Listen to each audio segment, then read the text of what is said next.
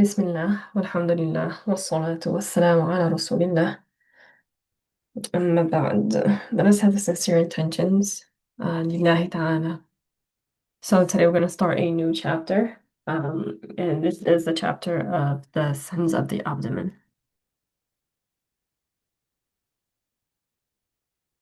So the author said, among the sins of the abdomen are to consume the money of the usurious gain. This is riba. To consume the money of tax on trade. To consume the money of others taken from them by force and hustle. So basically, it just means unjustly. To consume the money of stealing. To consume anything taken through a deal unlawful by Islamic law. So the explanation, there are several sins related to the abdomen. Consuming any type of money that one receives through the usurer's gain, riba, is prohibited. So here we are not talking about eating what is taken by riba only. We are talking about consuming any type of money that one acquires through riba, through the usurer's gains. Because money does not belong to the one who acquired it. So if someone gained money through riba, this person does not own the money. His money is still owned by the original owner, basically by the one who gave it. This is why the one who takes it is not allowed to consume it. Consuming the money taken by the usurer's gain is an enormous sin, by the way, so regardless of how it was taken and consumed. So some of the companions said that the Prophet ﷺ damned the one who takes riba.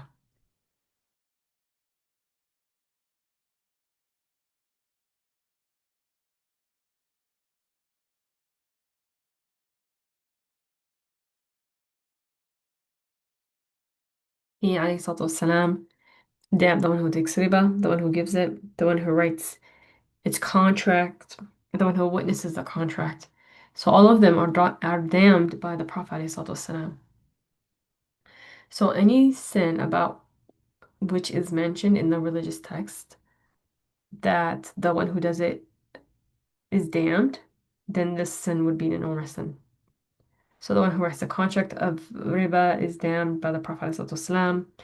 The person is committing an enormous sin, whether he takes the money for that or not. The one who witnesses that contract is damned whether he takes the money to be a witness or he does not.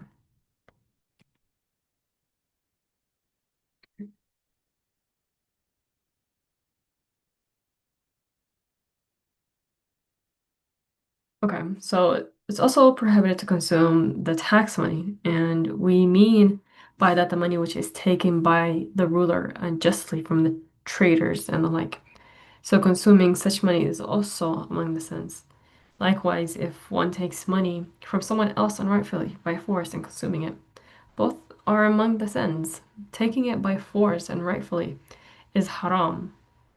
And so that means consuming such money by the one who takes it is also haram.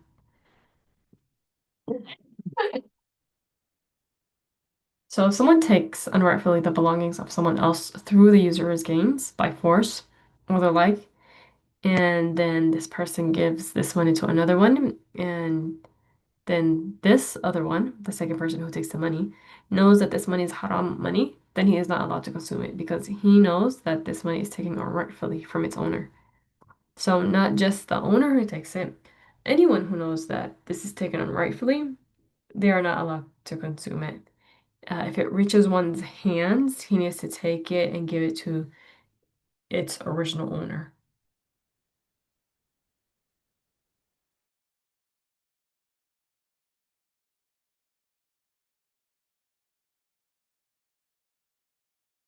We said that it's not permissible religiously to take money from the traders and the like, unrightfully, like many rulers do today. In the case of necessity, and there is not enough money in the treasury to fulfill those necessities. Okay, we are talking about necessities, not any need. So if there is not enough money in the treasury to fulfill those necessities, then the ruler is allowed, he is permissible for the rulers to take it. enough money from the wealthy people to fulfill those necessities, not more than that. Enough to fill those specific necessities. And this is by the Khalifa. He's the one who does this. So, Islamically, for example, if in an area there are poor people who do not have the basic shelter, the basic food, the basic clothes, if there are poor people who do not have that and there's not enough money in the treasury to cover the needs of these people, then the ruler is allowed to take money from the wealthy people, enough to fulfill those needs. To cover those needs, even if it reaches the point of taking all their money and leaving for them what is enough to cover their needs for 1 year. So if there is a necessity, that ruler can take all their money, all their belongings, except what they need for themselves. And the people that they are obligated to support for 1 year. And this is it does this to fulfill the necessities of those poor people that we talked about. So in the rules of the religion, it's not permissible to leave those poor people, those needy people, as they are without taking care of them. I'm sorry, I don't know, I keep coughing.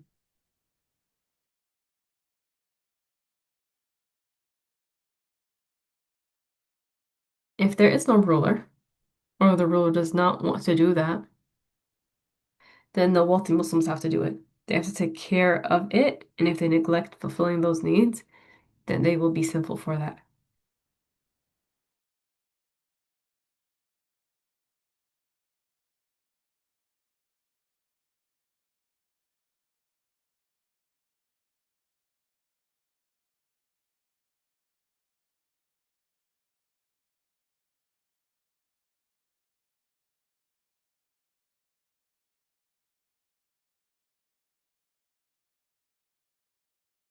Okay, so among the senses, there are also is to consume the stolen money.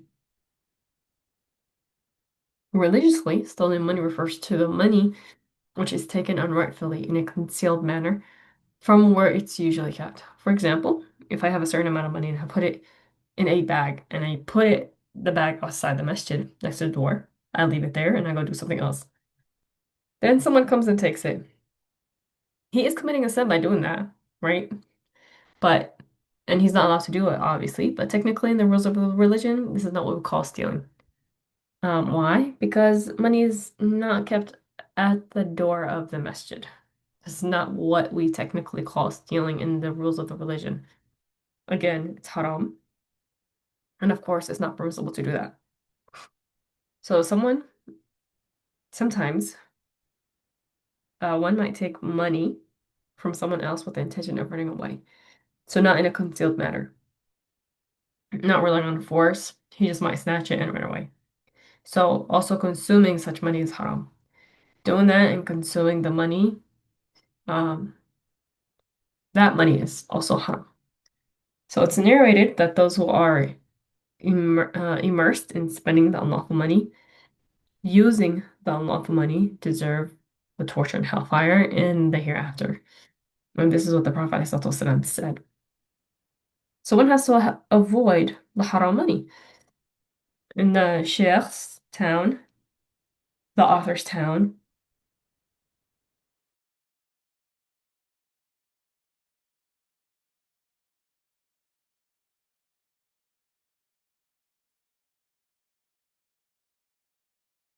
um, so in the Sheikh Abdullah's town, the author, in Harar, there was a trader. He bought some olive oil or some olive, right? So they do not grow olives in the area.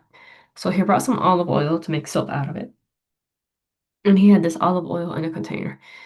A mouse went into that olive oil and it died in it. So after dying, the mouse became najis filthy, and all the olive oil becomes najis filthy, all of the quantity in the container.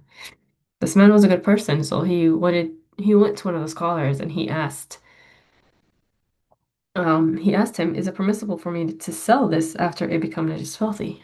The scholar told him, no, it's not permissible for you to do that. So he poured all of the olive oil out, just like that. And he was not wealthy at the time, so this was like a huge risk. Like he lost money basically. But later he became a big trader, a very wealthy person in the town. And this is how a person should act. One should observe the rules of the religion, regardless of the money that is coming. Like, is it a law or is it a little bit? One should absorb the rules of the religion in all of these cases. And this is what it means to have the reliance of Allah and what it means to put your hereafter first when you are not negotiating with your feelings or with your desires about should I do this, should I not do this? This is how a person like this is able to make such a hard decision. They have reliance on Allah and they know that, this happened by the will of Allah, so they accept it and they don't go across and the limits. And this is a person that obviously wants the akhirah more than the dunya.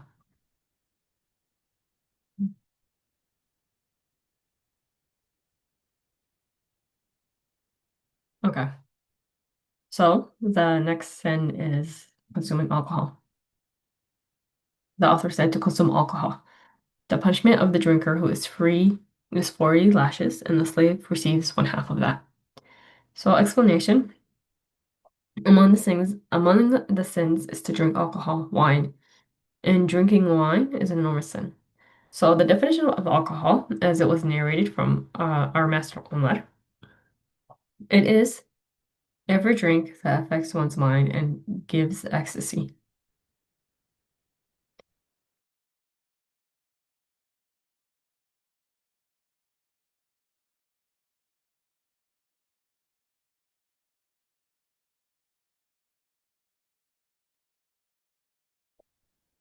So any intoxicating drink that causes that is religiously considered khamr. The Khalifa, when there is one, punishes the one who drinks alcohol by lashing them 40 lashes.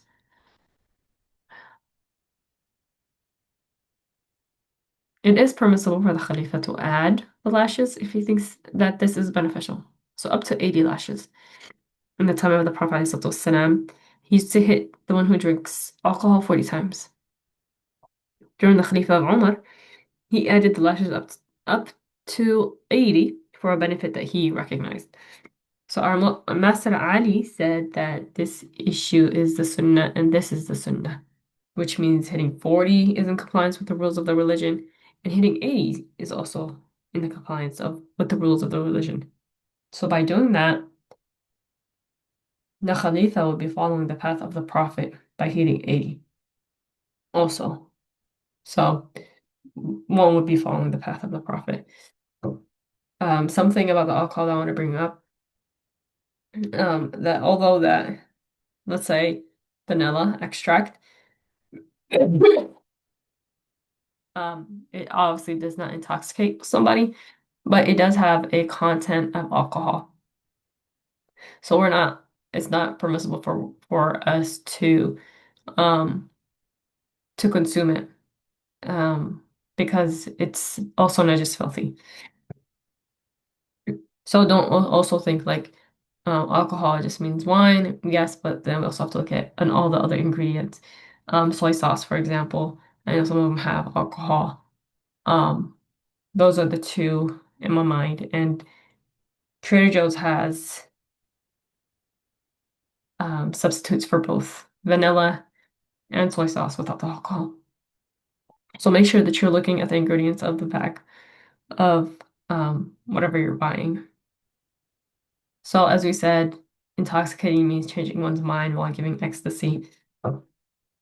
Now, if something affects one's mind, but it does not give ecstasy, consuming it is prohibited, but this is not considered an intoxicating substance. But it is haram because it's not permissible for one to use what changes or affects one's mind in a bad way. So, for example, drugs, they don't have the same judgment as alcohol, but taking them is prohibited because Allah said in the Quran, it is not permissible for one to consume what harms him and leads him towards death and the like.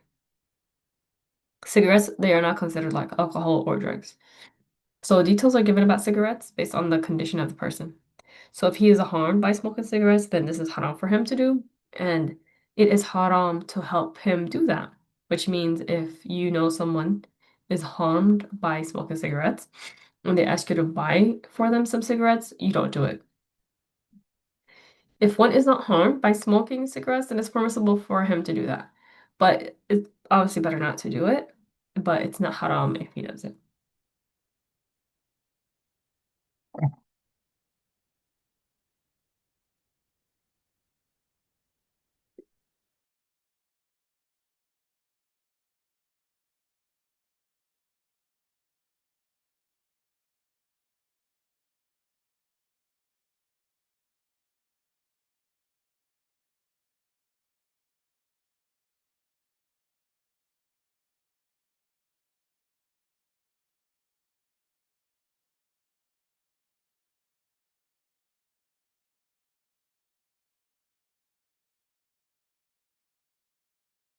So the author said to consume whatever is najis, filthy, and revolting.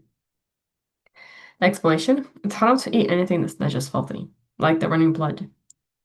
That's najis, filthy. Eating liver is permissible. It's permissible to eat the spleen, but the blood that comes out from the wound of an animal, for example, it's not permissible to consume it. So when you cut an animal and the blood comes out, that you cannot consume that. But after slaughtering an animal, there's blood that sometimes stays in the meat. This is permissible to eat, and this is not considered running blood.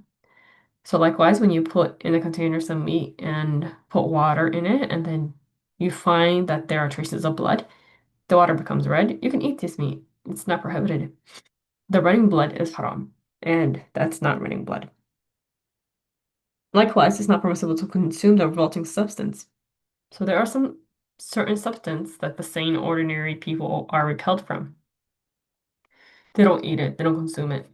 Such matters are forbidden to be eaten. Right? It's not permissible to eat such substances. It's not permissible to consume the spit, for example. Um, no, swallowing your saliva, as long as you do it while it's in your mouth, it is not separated from your mouth. It's permissible to do that. And this is not revolting. Or like if someone licks his lips continuously, this is not a revolting matter. But some people, I know that they have like acid reflux and they just like food comes out and they swallow that back in. That's revolting. That's haram. Mucus is haram. Um, yes, spit is haram. So just was revolting.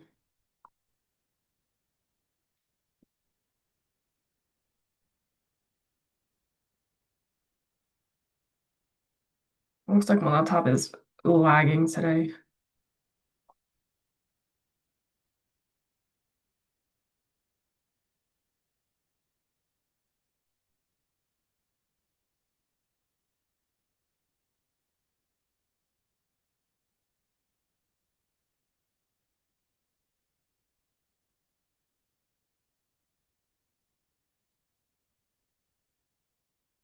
The author said, among the sins of the abdomen is to consume the money of the orphan unrightfully.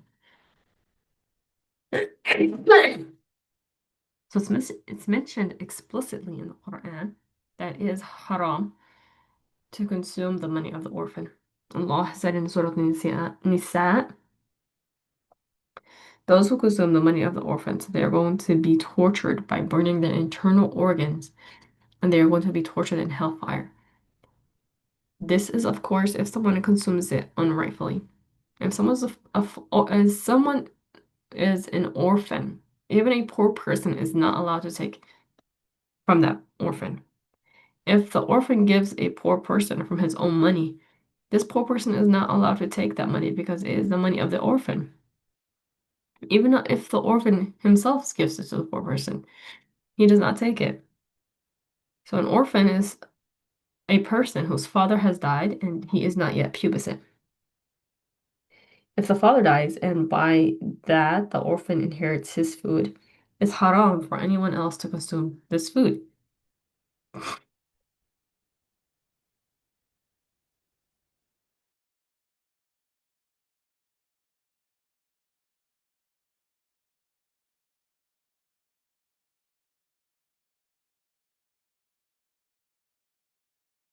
This food is for the orphan. So many people, they don't observe these rules. Rather, they take unrightfully the money of the orphans because they are weak, right? But they don't have a father and they're not pubescent. So they're young, they don't know their rights, they don't talk back, they usually just follow what the adults say, right? Just weak. So it's also understood from the verse that we mentioned that a part of this nation are going to be tortured in hellfire because Allah said, some people in certain areas, um,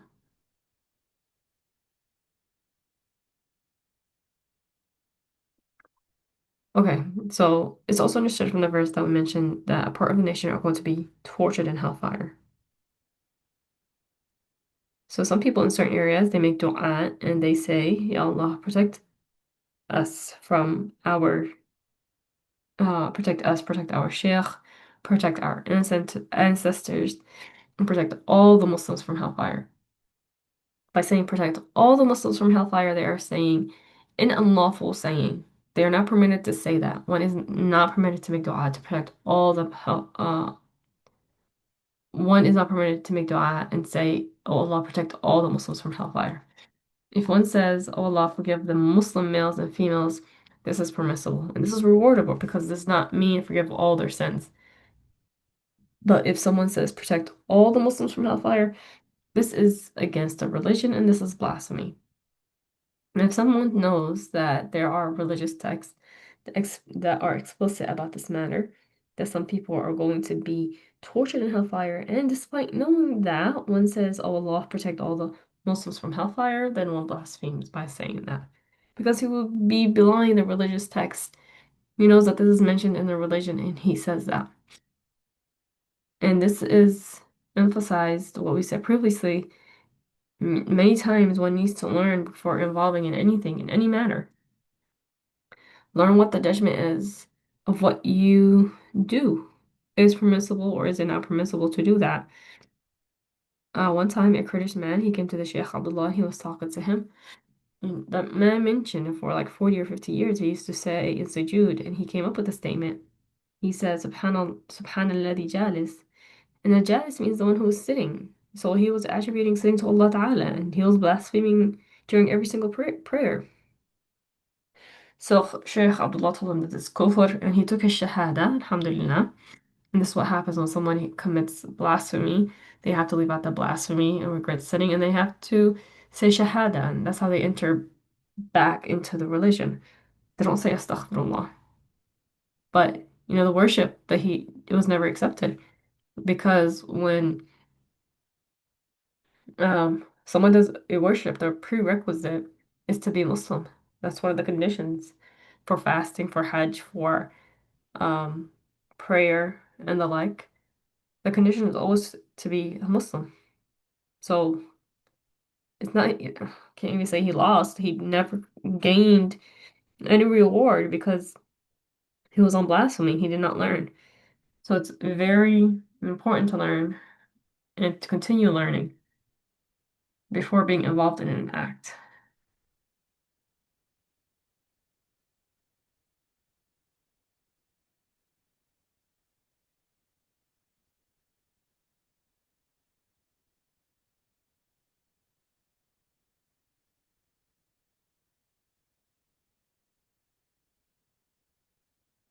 The author said to consume the money of the waqf in a way contradictory to the conditions set by the one who established it.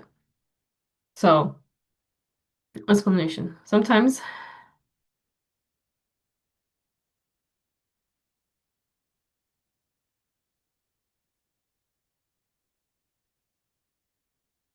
okay, so let's just say here. Okay, so what is a waqf?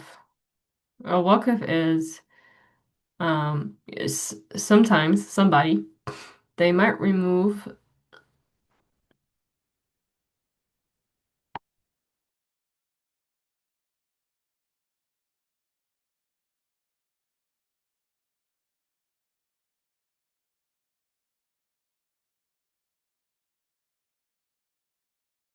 Okay, so sometimes somebody,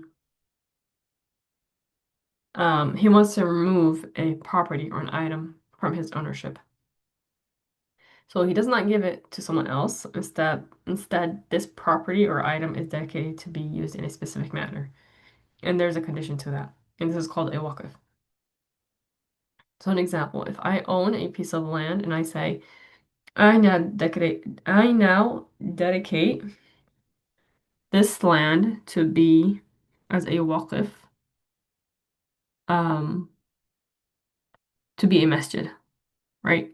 So I have a piece of land and I say, I now dedicate this land as a waqf to be a masjid.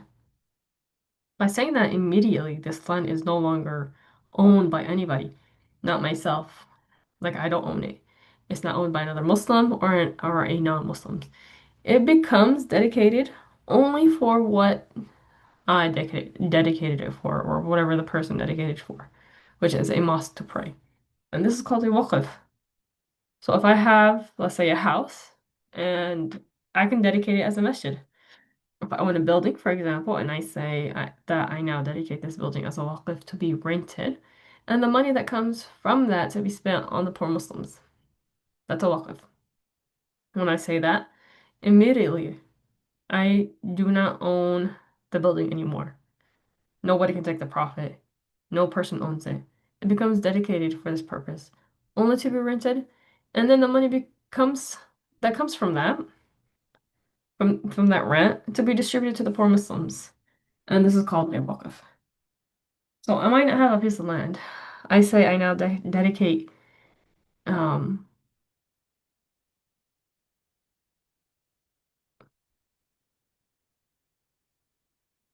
okay, so I might have a piece of land and I say I now dedicate it as a waqf for the students who are seeking the knowledge of the religion to stay in it. So it becomes dedicated for that. I cannot sell it later. I can't change my mind. I can't charge the I can't change the status of the place. Right? That's it.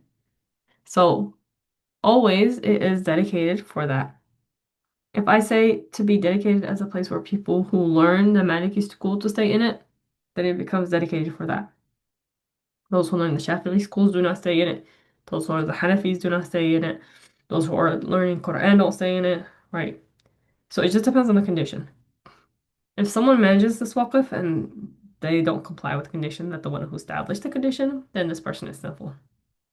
So, for example, if someone dedicates the profit that comes from a building to spend among those who seek knowledge of hadith, it's not permissible for someone who does not seek the knowledge of hadith to consume that money, to take from it. So it needs to be consumed according to conditions set by the one who established that waqf.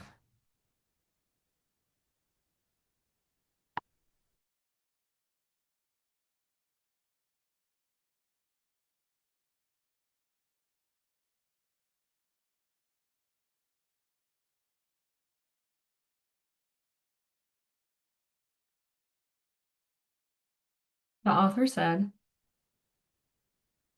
to consume what was given out of shyness and not out of one's goodwill. So, explanation something to another person out of shyness without his goodwill. Okay, I think I'm missing some sentences. Okay. So to consume what was given out of shyness and not of goodwills. So if something was given to another person out of shyness without his goodwill, then this is a sin. If the receiver knows that the giver, the donor, is giving him something out of shyness, it's not permissible for him to take it. So consuming what is taken out of shyness, if one knows that it's taken like that, this is prohibited. Sometimes one might ask something to do from another person, and this other person does not want to give him that thing. So what does he do? He waits until this other person is with a group of people, and he knows that if he asks him in front of this crowd, he's going to be shy to say no. So he chooses this time to ask this person to give him that thing, knowing that he is not giving him this thing out of his good will, rather out of shyness. And this is haram. Taking this is haram. Consuming it is haram. Because the Prophet ﷺ said the belonging of another Muslim does not become lawful for you except he gives it to you out of his goodwill. Regardless of the value of this item, big or small, it does not matter. And again, be careful of this when you do this with siblings. Um, don't I don't want to say force, but don't put your sibling in a position that or for them to give you something out of shyness or to manipulate them to give them something out of shyness and not out of their goodwill. Manipulating them is probably a good way to describe it, right? Okay, so in this case, it's not permissible for him to consume it because we are talking about the sins of the abdomen. It's not permissible for him to consume it, and he has to give it back to the donor, so the person who he took it from.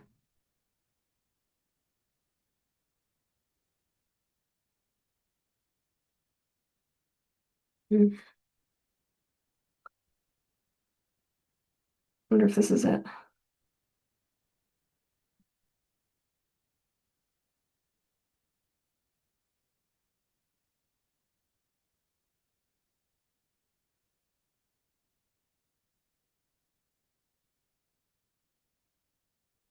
Okay, so this looks like that's the end of the class so far. Sorry for the coughs and the lagging laptop. بس إن شاء الله you have benefited. let us say تحليل الصلاة على النبي. لا إله إلا الله، لا إله إلا الله، لا إله إلا الله. اللهم صل على سيدنا محمد وعلى آله وصحبه وسلم. اللهم صل على سيدنا محمد وعلى آله وصحبه وسلم. اللهم صل على سيدنا محمد وعلى آله وصحبه وسلم. بارك الله فيكم. والسلام عليكم.